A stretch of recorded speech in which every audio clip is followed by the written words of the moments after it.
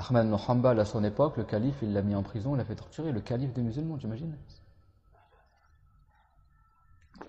Ma'moun al-Mu'tasim et tout ça.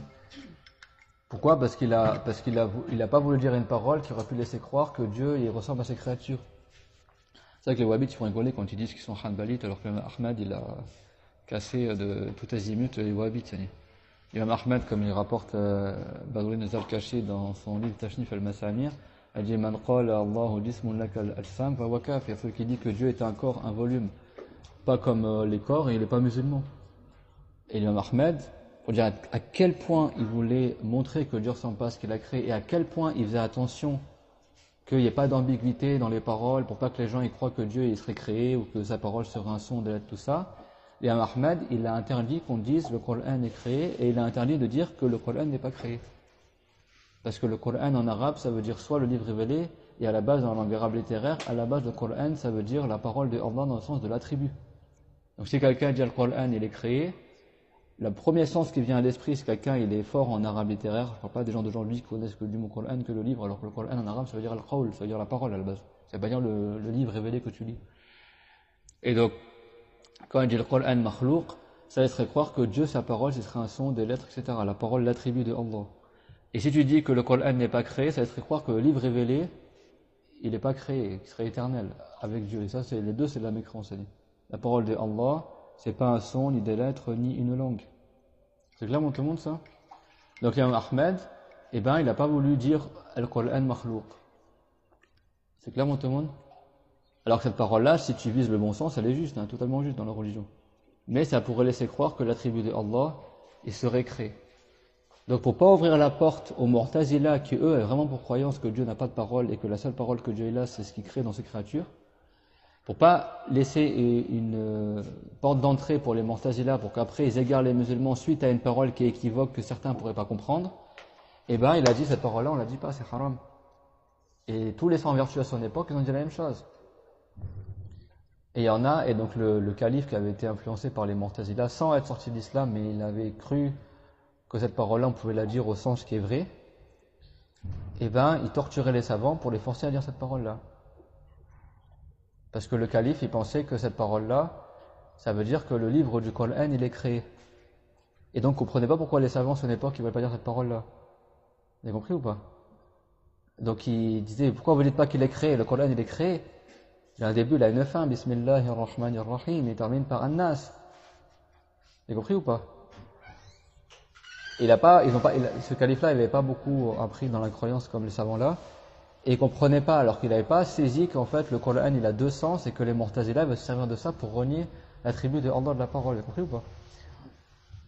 Et l'imam Ahmad, lui, il voyait plus loin que ça. Il disait oui, mais si on lit cette parole-là, c'est quand même celui qui fouettait Ahmad, 150 coups de fouet, il a eu une seule nuit. En fait, le calife voulait faire tuer Ahmad, mais de manière dissimulée en fait. Et si je lui coupe la tête devant tout le monde, les gens ils vont se révolter contre moi ou ils vont pas être contents, les musulmans. Donc je veux dire qu'il a été emprisonné, on va l'emprisonner, on va le torturer, et puis il va mourir tout seul. En gros, nous on n'a pas fait exprès qu'il meure, quoi. Comme ça, il meurt, mais d'une manière indirecte. Vous avez compris le sujet? Et donc, 150 coups de fouet, au point que le bourreau qui l'a fouetté, il a dit s'il avait fouetté un éléphant avec ça, l'éléphant il serait mort. Et l'imam Ahmed, il n'est pas mort. Et même le gars qui fouettait l'imam Ahmed, il a dit, mais dis cette parole-là, dans le sens qui est juste, dis-le dans le sens que le livre du Mus'haf, il est créé. Et l'imam Ahmed, il a dit non, il a dit si je dis ça, après tout le monde il va dire cette parole-là, et après les Mu'tazila, ils vont servir cette ambiguïté-là pour égarer les gens. Vous avez compris ou pas? Alors que cette parole-là, elle n'est pas fausse à la base. Si tu la comprends dans le sens du Coran, le livre révélé, il est créé, oui, le livre révélé, il est créé. Mais si tu comprends dans le sens l'attribut de Allah, on n'a pas le droit de dire qu'il est créé. Vous avez compris? Donc ni on dit que le Coran il est makhlouq, et ni on dit que le Coran il n'est pas makhlouq. Mais t'expliques aujourd'hui, le Coran il a deux sens en arabe, soit ça veut dire l'attribut de Allah, soit ça veut dire l'expression de la parole de Allah qui est le Coran, le livre révélé. Si tu veux l'expression de la parole de Allah, alors c'est créé, si tu veux l'attribut de Allah, c'est pas créé, parce que Dieu n'est pas créé. Là c'est bon, c'est sorti de l'ambiguïté. Mais tu dis pas comme ça, en brut de pomme, sans expliquer, tu dis le Coran il est créé, ou le Coran il n'est pas créé. Les wahhabites, pour eux, l'affaire elle est beaucoup plus tordue. C'est qu'eux, ils ont compris que le Coran n'a qu'un seul sens. Donc pour eux, la parole de Dieu, c'est un son, des lettres et une langue. Pour eux, le musraf aussi, il n'a pas de début, il n'a pas de fin. C'est totalement débile, les mecs. Sachez que les wahhabites, c'est des gens qui sont stupides. Tu vois, Imam Ahmed bin Hanbal, il a interdit les deux.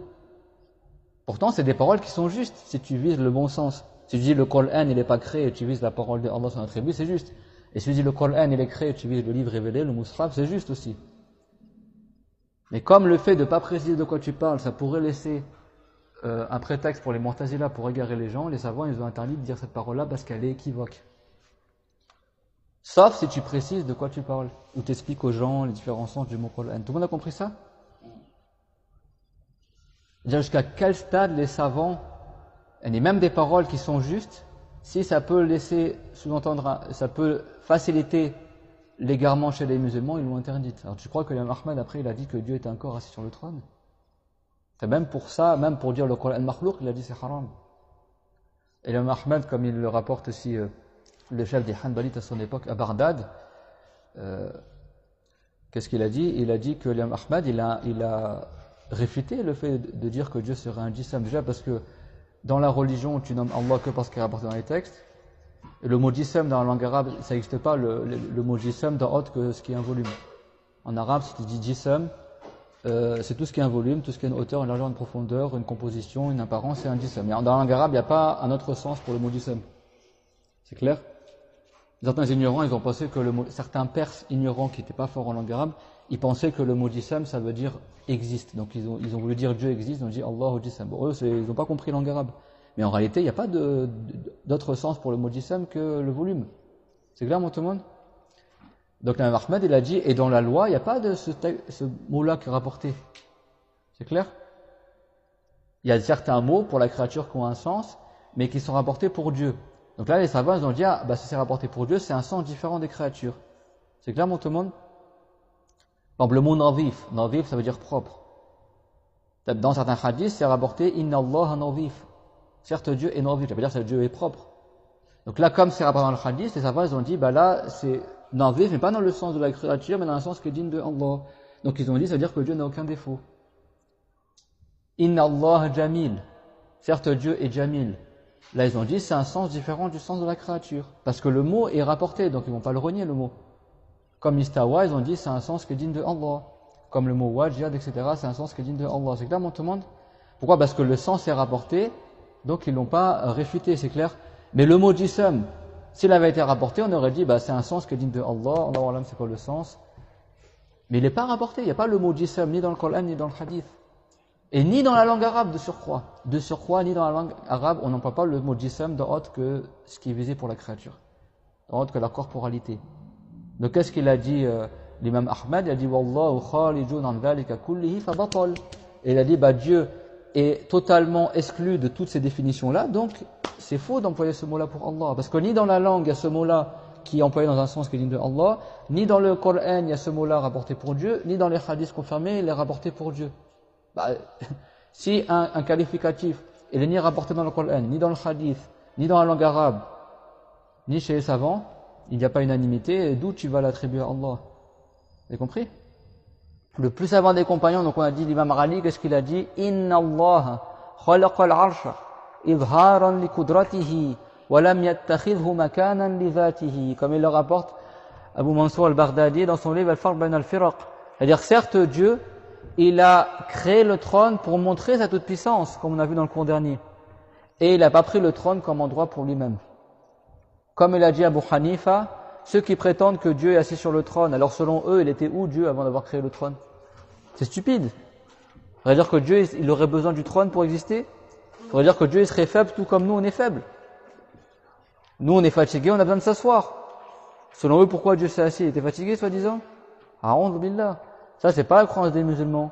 Ça, c'est la croyance des gens que Dieu l'a dit seront en enfer pour l'éternité. Nous, on ne veut pas être en enfer pour l'éternité. Sachez distinguer entre l'islam et autre que l'islam. Nous, ce qui nous distingue des juifs et des chrétiens, c'est pas le fait que les chrétiens ils prétendent suivre Jésus et que les juifs prétendent suivre Moïse et nous on prétend suivre Mohammed. C'est pas ça la différence. Parce que les musulmans, ils suivent Jésus et ils suivent Mohammed dans la croyance. Et ils suivent Moïse dans la croyance. Les musulmans, ils croient en tous les prophètes. C'est pas ça la différence entre les juifs, les chrétiens et les musulmans.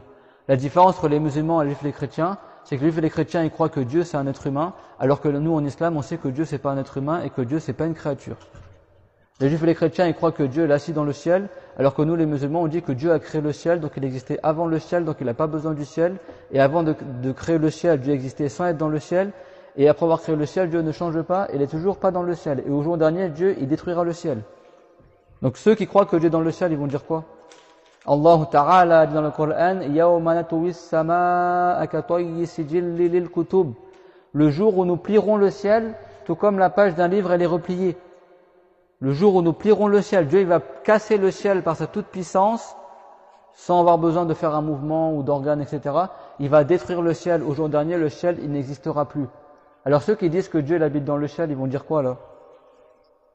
Ça va être la panique, Dieu n'aura plus de maison, soi-disant, a'ouz billah.